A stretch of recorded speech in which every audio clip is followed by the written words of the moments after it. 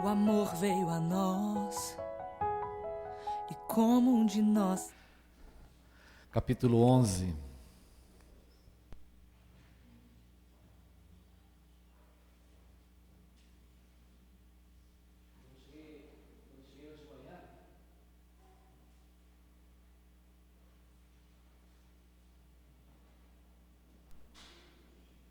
Quando cheguei hoje pela manhã, encontrei a Carolina ali na frente, né? Ela falou que sentou ali do sol. Eu falei, mas quem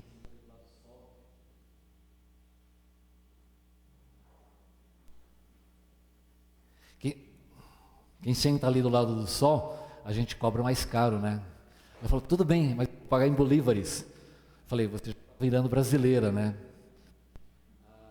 Aí quando ela entrou, o Jacques estava sentado ali, e ela falou assim, ó, não me deixe enganar. E mal ela sabia que é exatamente sobre isso que a gente ia falar hoje de manhã. Não se deixe enganar.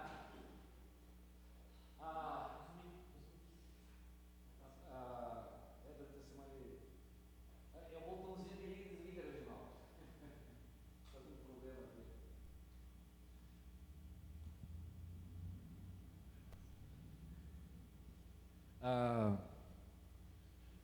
A palavra é algo fundamental para a existência do ser humano.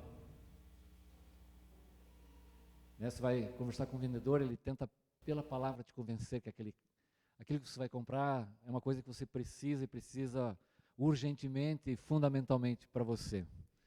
Golpes são dados, né? Por telefone você encontra alguém, é uma história muito bem arquitetada e você cai num golpe. A palavra foi essencial desde o princípio. A Bíblia nos ensina que Deus falou e as coisas vieram à existência. Pela palavra do seu poder. Sabe o que existia antes do universo? Somente Deus. Ele trouxe à existência todo esse universo do nada. Lá no Êxodo, quando Deus fala ao povo de Israel, ele dá as 10 palavras. É assim que está no original. No hebraico, Deus deu as 10 palavras. Todo profeta, quando falava, assim diz o Senhor. Jesus, quando queria falar algo muito sério, em verdade, vos digo. A palavra é algo fundamental. O Alisson, aqui na sua propaganda, ele falou, olha, o mundo tem, quanta gente está transmitindo uma mensagem, não foi o que você falou? O Erlo pediu para 2 pessoas darem o seu testemunho. Cantamos firme nas promessas, nas palavras que Deus falou. Palavras são muito importantes. O discurso é muito importante. E é assim até hoje. E aqui no capítulo 11, Paulo vai nos trazer, vai nos falar, vai nos ensinar sobre isso. Só que ele o fará de uma maneira pouco usual. Mas que os irmãos que receberam aquela carta compreendiam claramente o que ele estava querendo falar. Vamos ler.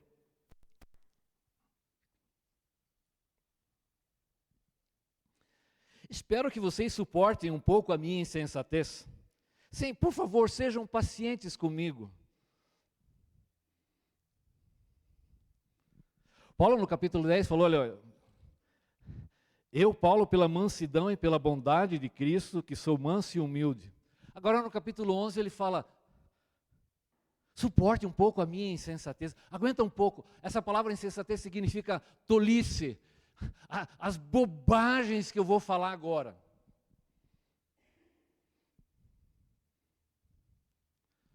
Diante de todo o ataque insolente que Paulo estava recebendo na igreja de Corinto,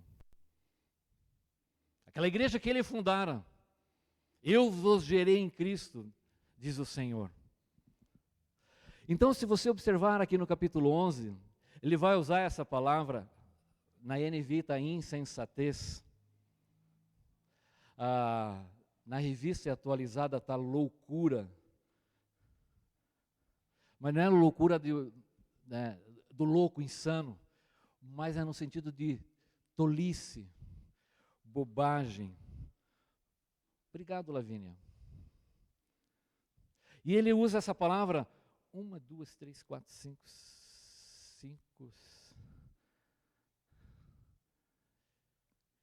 6, 7.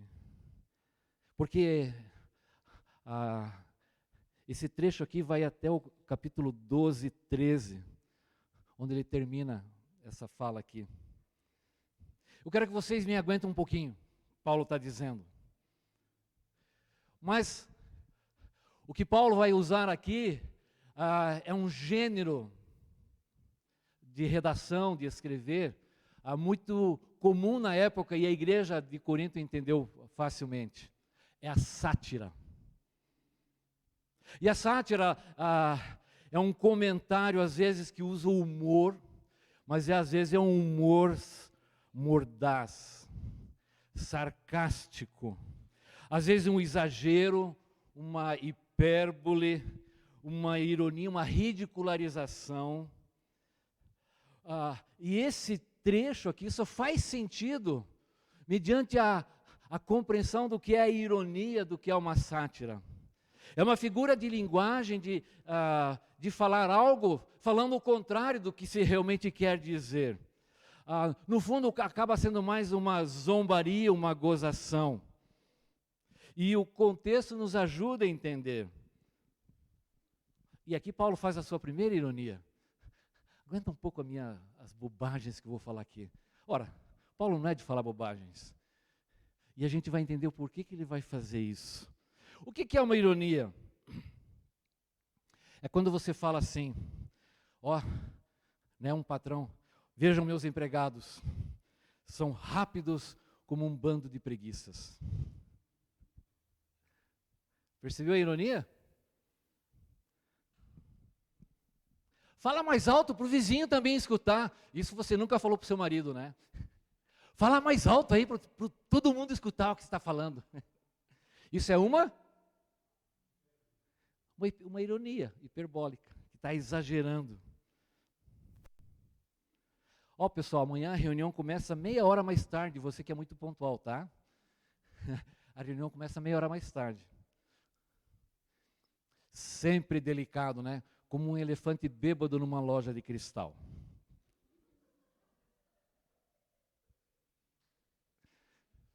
Você chega em casa, né? Você que é mãe e pai nunca falou isso bonito, né? No fundo, você está dizendo que aquilo, você está dizendo para o seu filho que aquilo é bonito? Não, ele fez alguma coisa que não devia ter feito, né? Então, é uma forma bem comum, e era um gênero literário da época, a sátira, o uso da ironia. E Paulo vai usar desse recurso aqui várias vezes, várias ironias.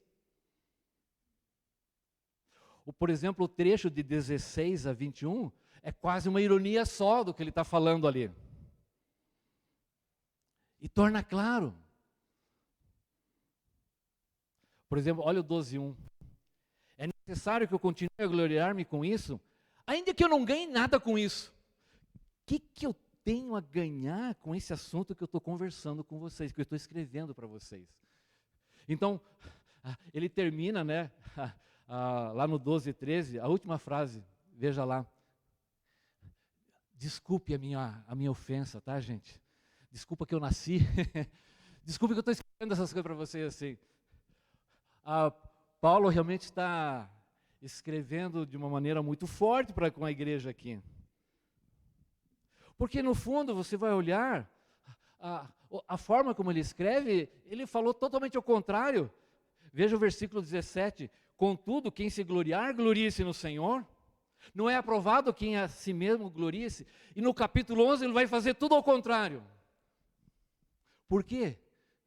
Porque ele está entrando num campo, num jeito, e vai tentar mostrar à igreja de Corinto a bobagem, a tolice e a insensatez deles. E Paulo vai usar de insensatez para tentar atingir e falar o coração daquela igreja. Ele está muito preocupado. O zelo que tenho por vocês, versículo 2. O zelo que tenho por vocês é um zelo que vem de Deus. Eu os prometi a um único marido, Cristo, querendo apresentá-los a Ele como uma virgem pura. Sejam pacientes, eu tenho um zelo. A palavra zelo denota aqui um amor em ação. Eu estou comprometido com vocês. A Bíblia descreve muitas vezes muitas vezes é usar até a palavra ciúme. O Espírito tem ciúme de nós. Mas não é aquela coisa doentia, né? Nós temos um ditado no português, né? O amor é cego, mas o ciúme vê demais. Não é assim que diz o ditado? Não é nesse sentido. A palavra ciúme significa a busca, o desejo da santidade e integridade, do elevado padrão ético do povo de Deus. Deus tem ciúme, Ele busca a santidade, por pureza. O zelo que tenho por vocês é um zelo. Paulo está dizendo: eu amo vocês a tal ponto, eu estou comprometido com vocês a tal ponto, que esse zelo, a palavra zelo, ela é uma palavra onomatopaica, é uma palavra que no grego ela lembrava um som de algo fervendo, de água fervendo, né? Nós temos até uma música em português, lembram-se? O meu sangue ferve por você. Lembram da música? Lembra da música? Ouviam essa música, né? Brincadeira vocês, né? Eu também ouvi muitas vezes, né? Acho que é o Cid Magal que cantava, né? O meu sangue ferve por você, né? Você é minha, você me pertence. E ele não admite, né? Que alguém olhe para você, né? Que não chegue perto, porque ela te pertence, você quer só para você. Paulo está dizendo: eu tenho esse apreço, essa responsabilidade, esse amor por vocês. O meu zelo é por isso. E eu fico pensando, por que você está aqui nessa igreja? Porque o pastor é bonito, né? Isso foi.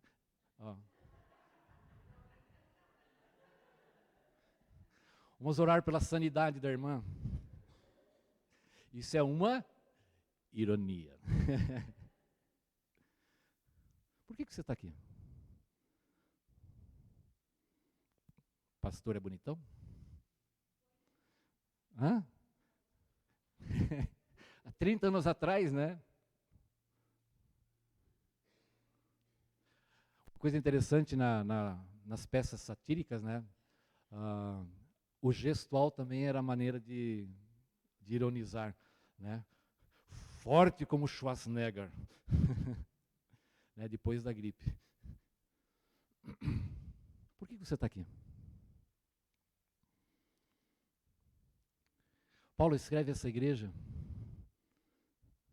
e ali tinham homens que estavam detonando ele. Na verdade, Paulo ele vai já dizer a seguida, meu receio. Eles estavam ouvindo mensagens em homens que estavam destruindo, e a igreja estava assimilando aquelas mensagens mentirosas, fraudulentas, enganosas. E Paulo, mesmo assim, o que ele diz? O meu sangue ferve por vocês. Eu estou até o fim, estou comprometido. Jamais poderíamos prometer para você que aqui você não teria decepções, que você vai ter um louvor como aquele que você assiste nas mídias aí. Talvez não tenha os melhores pregadores, os mais bonitos talvez, mas os melhores, né? Né, Lucão, né?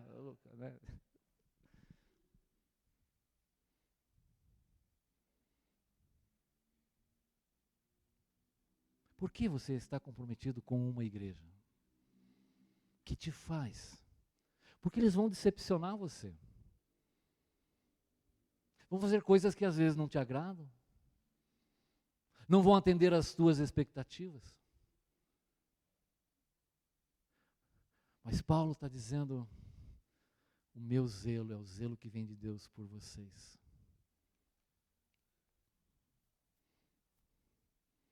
Qual era o receio dele? Eu os prometi a um único marido, Cristo, querendo apresentá-los como uma virgem pura. Aqui está um costume do mundo hebraico. As relações de noivado e casamento eram um pouco diferentes do que é nos nossos dias, na nossa sociedade. O noivado naqueles dias já representava e era considerado já a pessoa casada. Tanto é que durante o período de noivado, no mundo hebraico, judeu, se houvesse uma traição, poderia se pedir até o divórcio. Era algo muito sério. E Paulo está se colocando aqui, porque naqueles dias tinha a figura de um amigo do noivo. Isso está em João 3,19, ó. O que tem a noiva é o noivo. O amigo do noivo está presente e ouve muito e se regozija por causa da voz do noivo. Era alguém que cuidava de todas as coisas naqueles dias. E Paulo está dizendo, eu sou esse amigo. Ele não é o noivo, ele é amigo do noivo e quer apresentar. E o receio era muito grande. Porque no passado, o povo de Israel, e essa é uma figura muito usada em toda a Bíblia, quando o povo de Israel ia a outros ídolos, quando ela abandonava o Deus de Israel, Deus dizia, vocês se prostituíram, vocês adulteraram. Ele usava essa linguagem do casamento, da vida sexual de um casal ou do ser humano, para mostrar a corrupção que havia entre o povo de Israel. Porque o teu Criador é teu marido, o Senhor dos exércitos é o teu nome. Então, essa figura do adultério espiritual é comum em toda a Bíblia. E Paulo está vendo o perigo, porque o desejo dele, o propósito dele, mais um propósito, né? No capítulo 10, por exemplo, ele falou, nossa esperança é que à medida que for crescendo a fé que vocês têm, né? Ele esperava que a fé fosse crescendo. Em outras passagens mais para frente, ele vai reafirmar esses objetivos. Lá no 12 ele fala, tudo que fazemos é para fortalecê-los. No 13 ele fala, é para que vocês sejam aperfeiçoados, para que vocês sejam edificados. Esse era um propósito. Ele queria apresentar a igreja como uma virgem pura, comprometida, cuja lealdade, cuja aliança era somente com Deus. Esse era o desejo, a responsabilidade. De que maneira? De que a vida, o conhecimento e a prática daquela igreja se correspondesse aos ideais, aos propósitos, aos ensinamentos da palavra de Deus. Que eles fossem coerentes e não se deixassem envolver por outros ensinos, que eles não dividissem a sua devoção. E assim que ele fala, veja o versículo 3, o receio e quero evitar, é que assim como a serpente enganou Eva com astúcia, a mente de vocês seja corrompida e se desvie da sincera e pura devoção a Cristo. Paulo está preocupado com a pureza doutrinária. E essa semana tivemos um curso muito bom. Você que participou, você pode testemunhar do aprendizado que tivemos essa semana, estudando um pouco sobre teologia, sobre a pessoa de Deus, sobre a pessoa do homem. Foi muito produtivo. Paulo está preocupado exatamente com isso, porque haviam pretendentes da noiva e que queriam corrompê-la, e a noiva estava em perigo. Aquela conversa, a gente fala, né, conversa fiada, conversa mole. E Paulo está com medo de que a mente dos irmãos se corrompesse. Estou com medo.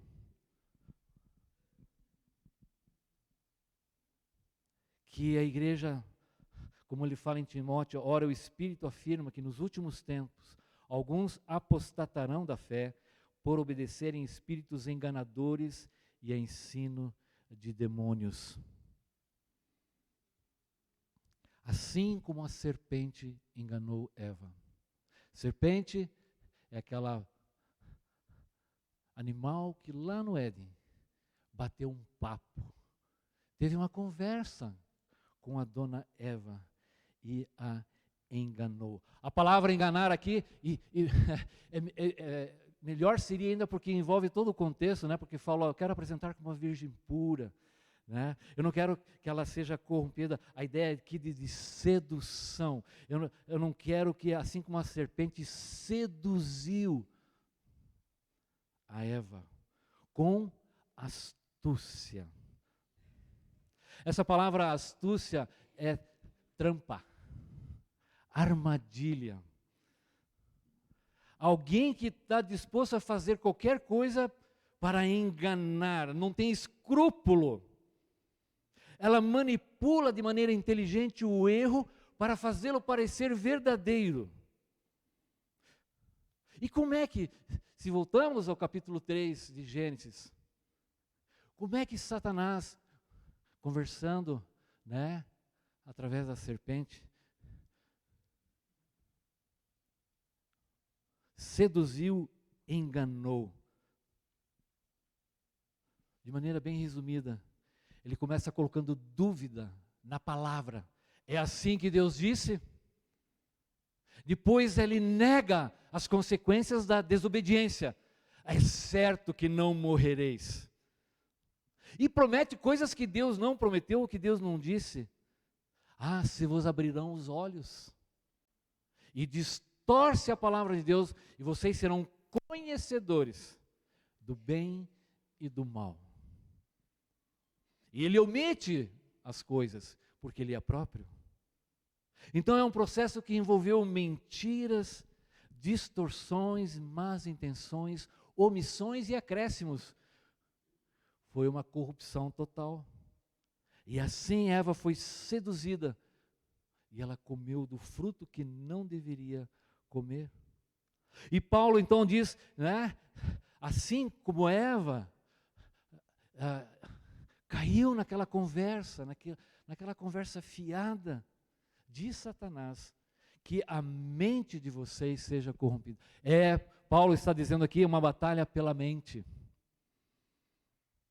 Seja desviada, degenerada da simplicidade, da coisa que se torna fingida e hipócrita, longe da sinceridade, da coisa íntegra, mas o coração de vocês venha a ser dividido.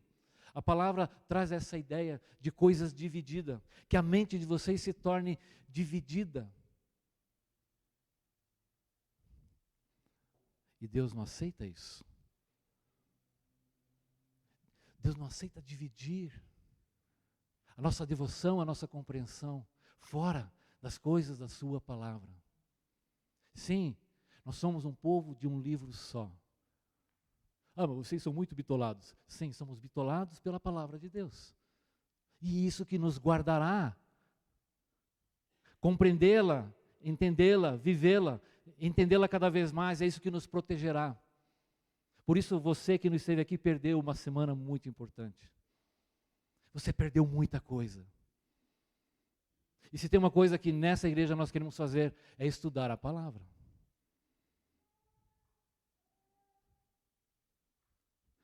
Da simplicidade e da pura devoção. Daquilo que não é dividido, daquilo que é irrepreensível, algo moralmente limpo. Paulo usa essas duas palavras. Simplicidade, algo que está concentrado em uma coisa só. Não é fingido, não é hipócrita, não é dividido, é limpo. A sedução provoca danos terríveis na mente dos cristãos. Corrompe, destrói, degenera, porque assimila ideias mentirosas, distorcidas da palavra de Deus. Transforma o relacionamento puro com Cristo em algo promíscuo. É uma distorção do Evangelho. Por isso, Paulo vai falar num outro livro, a ira de Deus se revela do céu contra toda a impiedade e perversão dos homens que detêm a verdade pela injustiça. Lá em Tiago, porque o foco é a mente dos coríntios, Tiago diz assim: ninguém diga sou tentado pelo Senhor. Ao contrário, cada um é tentado pela sua própria cobiça, quando essa o atrai e seduz. Então a cobiça, depois de haver concebido, dá luz ao pecado, e o pecado, uma vez consumado, gera a morte. Satanás convenceu a mulher de que a obediência à palavra de Deus não era a melhor coisa que Deus tinha para a vida dela, que havia mais desvantagens em desobedecer, que eles obteriam ganhos vantajosos, supostamente sonegando coisas da palavra de Deus, solapando, destruindo a bondade de Deus, os propósitos de Deus para o ser humano. E ele sabia que se na sua mente ela fosse convencida, os atos se seguiriam. Toda a perversão, toda a prática do pecado começa aqui na nossa mente. Por isso Paulo disse já no capítulo 10, porque não lutamos com armas de padrões humanas, com armas humanas, mas armas poderosas em Deus para destruir fortalezas, porque a batalha é aqui, nos paradigmas, nas estruturas mentais, que são colocadas sobre a nossa vida. E Satanás sabia disso. A mente é o principal campo de batalha. A guerra é uma guerra espiritual, sem dúvida. Por isso Paulo trata de maneira tão incisiva e vai ridicularizar, vai ironizar a atuação desses homens no seio da igreja e vai chamar a atenção da igreja, porque ela está se tornando insensata, louca, tola, por ouvir tolos e insensatos. Paulo então faz esse jogo ao longo desse capítulo, e é dessa maneira que esse capítulo faz muito sentido, porque muitas vezes eu li ali, eu falei, mas por que Paulo está falando dessa maneira? Ele está usando esse recurso para falar algo que a igreja naqueles dias estava acostumado. Como você sabe, naquele dia não tinha televisão, não tinha esse negócio que a gente usa hoje, como é que é o nome? Celular, isso. YouTube, como é que é o nome daquele outro lá? Aquele das imagens também. É isso, mais conhecido como estragando, né? Estragando a vida das pessoas, né? E não tinha, então o pessoal ia para o teatro. O teatro era coisa que, né? Que atraía as pessoas. E ele vai fazer isso. Versículo 4. Pois se alguém lhes vem pregando um Jesus que não é aquele que pregamos, ou se vocês acolhem um espírito diferente do que acolheram, ou um evangelho diferente do que aceitaram. Paulo sabia que esses homens estavam pregando coisas diferentes do que ele tinha pregado e ensinado para a igreja. E uma das coisas diferentes está em 1 Coríntios capítulo 15. Porque ali o Paulo aqui ele nos escreve, mas eu fiquei assim pensando, mas do que será que é? Porque normalmente Paulo deixa claro do que ele está falando. Não é a mesma coisa que ele fala na carta aos Gálatas, porque Paulo lá usa uma expressão parecida, outro Jesus, outro evangelho. Lá com respeito aos Gálatas, é o assunto dos judaizantes, da lei, da graça, daquelas perversões, né? Porque é muito engraçado. Ali na carta aos Gálatas, Paulo, eles estavam falando até sobre a circuncisão, e Paulo num ponto, ele vai falar assim, é melhor que esses homens fossem castrados. Ele faz exatamente um jogo daquilo que eles estavam defendendo, porque eles queriam impor a circuncisão sobre os novos convertidos ali na igreja. Ele fala, melhor que cortasse fora desses caras. O que Paulo, as expressões de Paulo são muito duras, são muito mordazes, gente, não são assim, né, tudo bem, não. E aqui o assunto é outro. E eu lembrei então do que Paulo fala em 1 Coríntios capítulo 15. Lá em 1 Coríntios 15, o assunto dominante naquele capítulo é sobre a ressurreição. E havia uma perversão do que era a ressurreição. Eles estavam até negando a ressurreição. E Paulo então vai discorrer, ali no capítulo 15, sobre a ressurreição. Como seria inútil a pregação. Se a ressurreição não existiu, ela é um mito, é uma lenda, então Que estupidez pregar. Pior ainda, crer em uma coisa que não aconteceu. Uma distinção do cristianismo é que a nossa fé se baseia na história, em fatos. Se eles não se sustentarem, o cristianismo desaparece. Diferente de muitas outras religiões, cujos seus líderes talvez nunca existiram.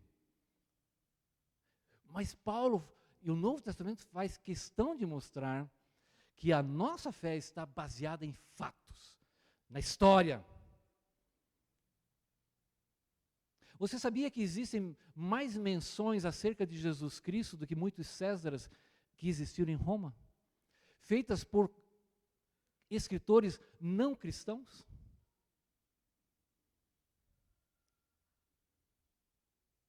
E no capítulo 15, então estamos dando falso testemunho, nós somos mentirosos. Pior ainda, nossos pecados não foram expiados na cruz. Qual é a solução? Pior ainda, aqueles que morreram acreditando nisso. A nossa esperança é apenas para esse mundão aqui. Não sei nem o que a gente está fazendo aqui. Perdendo tempo. Que inútil. E ainda, quantos sofreram por causa do ministério? Outros deram até a própria vida e a ressurreição não existiu. E, tristemente, leva as pessoas a uma vida mundana. 1 Coríntios 15, 33 e 34. Você pode ler lá essas coisas. O capítulo 15, onde Paulo fala sobre isso. Vocês estão acolhendo esse espírito diferente. Esse espírito diferente significa esses ensinadores estavam ensinando não de acordo à direção do Espírito Santo, mas de acordo com espíritos maus, diferentes, falsos profetas que falavam de erro. Ora, isso é muito atual, gente. Ora, o aparecimento do iníquo é segundo a eficácia de Satanás, com todo o poder e sinais e prodígios de mentira, e com todo o engano de justiça. É por esse motivo que Deus lhe manda a operação do erro, porque Ele é próprio, porque Ele é pai da mentira. O seu método não mudou e nem vai mudar. Ele reveste de ideologias, filosofias, de um discurso bonito, atualizado e moderno, mas a essência ainda é corrompida, destrutiva e enganosa. Olha a ironia de Paulo. Como é que termina o versículo 4? Ali tem uma ironia, um sarcasmo. O que está escrito lá?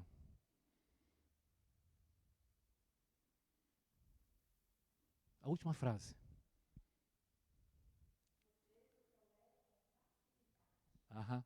Sabe qual é a palavra ali, Edith? Lindamente. Algo belo. Que beleza, né? Vocês toleram.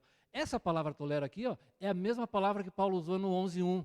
Eu quero que vocês me tolerem, que vocês me suportem. Aqui Paulo está dizendo, olha, eu vou falar um monte de asneira, mas me aguenta, tá? Mas esses falsos profetas, vocês, que beleza. É como a tua mãe dissesse assim, muito bonito. Essas coisas você ouve, né? Essas coisas vocês estão aceitando. Bonito, né? Percebe a ironia? Lindamente, com facilidade. Vocês estão... Paulo estava receoso exatamente desse processo, né? De que as mentes daqueles irmãos estavam sendo tomados de ensinos enganadores. É o que ele vai falar de toda essa falsidade. Gente, e não tem nada mais atual do que essa mensagem. Porque o que mais acontece é que você recebe aí no seu celular. O que é? Não. Vamos adjetivar essas mensagens. Hã? Fala mais alto? Sim, mas que tipo de informação? Muitas delas. Hã? Fake. Não é minha mentira, gente. Não fala mentira, que coisa mais feia. É fake. Parece bonito, né? Mentiras. E sabe o que é pior?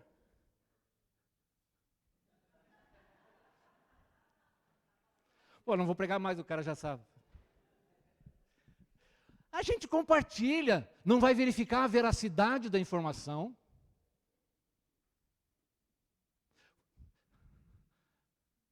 Tristemente,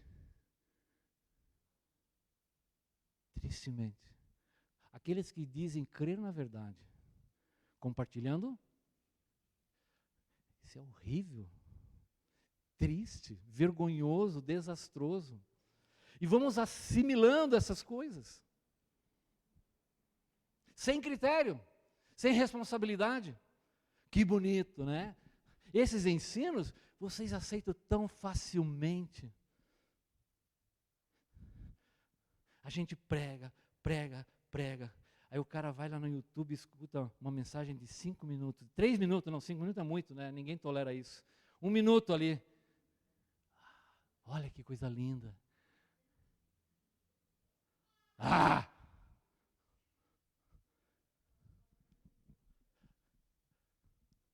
Todavia, versículo 5.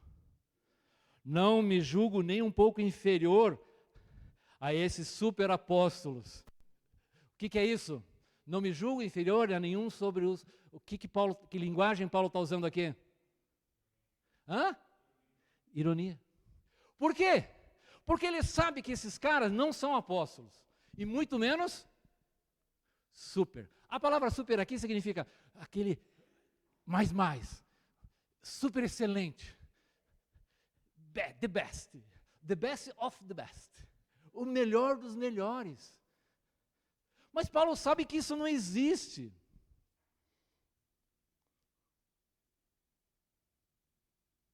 E Paulo está dizendo, não me julgo inferior a nenhum desses caras aí.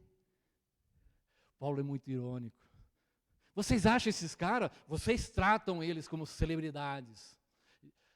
Hoje não vai dar tempo, porque aquele relógio lá é muito irônico. Eu queria pregar até o versículo 16 hoje. Não, 15, até o 15. Está aqui as minhas cópias, está aqui até o 15.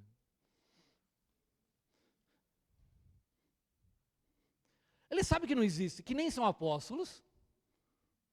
Ele vai falar sobre isso, o que é um apóstolo. Ontem nós conversamos um pouco sobre isso, né? Aqui no curso.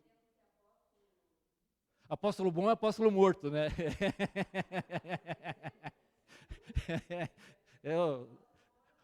O missionário Lucas ali, o apóstolo Lucas falou isso.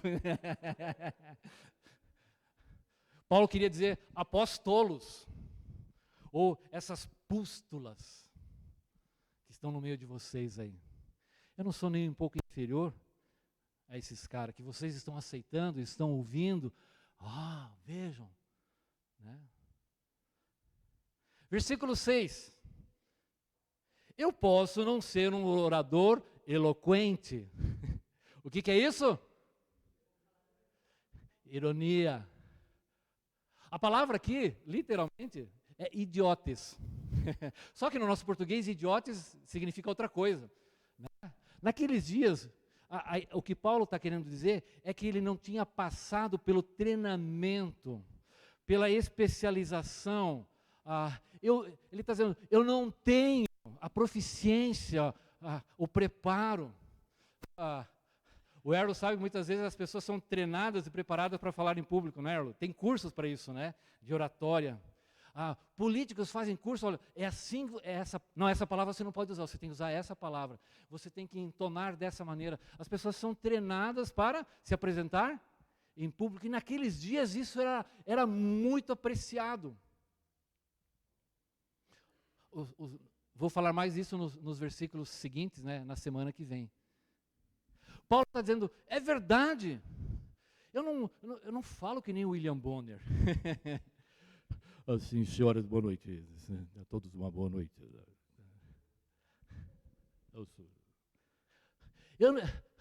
Na verdade, o Paulo, né, os discursos de Paulo, ele falou lá em Atenas, né? O que ele escreve são coisas elaboradas. Pedro mesmo vai falar, olha, existem coisas difíceis de entender que os ignorantes distorcem. Não é nem mesmo que ele se acha que não tinha, mas no fundo havia uma zombaria. Porque no capítulo anterior diz assim, ó, pois alguns dizem, as cartas dele são duras e fortes, mas ele pessoalmente não impressiona. Uma carta do segundo século, né, cartas de Paulo e Tecla, diz que ele era baixinho e calvo, né, careca. E outra coisa, e a sua palavra é desprezível. Ele não era preparado, ele não tinha passado pela academia para se dirigir às massas, e aquele discurso, né, que você ouve, puxa vida, aquilo te impacta, aquilo te chama, aquilo te prende. E naqueles dias isso era algo de muito valor na cultura grega em Corinto. O cara falava e se dirigia assim às pessoas, e eles falavam, e aquilo era atraente. Eu posso não ser tão bom quanto esses caras aí, mas tenho conhecimento. Durante 1 ano e meio, Paulo tinha instruído aquela igreja. Eu posso não ser alguém preparado, eloquente, contudo tenho conhecimento, de fato já manifestamos isso a vocês em todo tipo de situação. Versículo 7. Será que cometi algum pecado? O que é isso? Ironia. Mas por isso nós vamos continuar semana que vem, o nosso tempo acabou. O meu tempo